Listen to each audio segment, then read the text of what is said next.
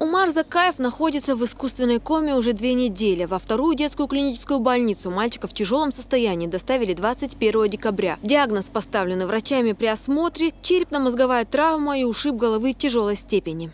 Состояние ребенка остается тяжелым, находится на аппаратном дыхании, в неврологическом статусе уровень сознания кома-1,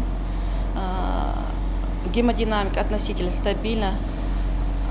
При повторном КТ обследовании головного мозга патологии не выявлено. У детей организм намного компенсирован. То есть вполне возможно, что какие-то очаговые проявления у него будут. Но я так думаю, что он должен выйти из этого состояния.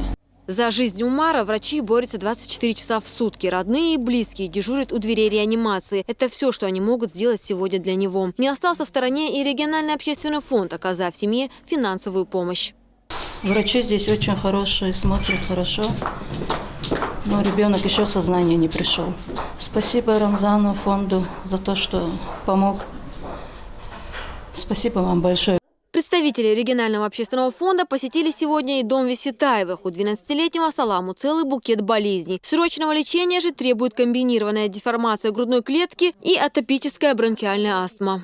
Раузан, а обратиться нет фонд Кадырович к Антвига больницы второй яцатах, Айманси Рамзанцер Ахчтон дайтин.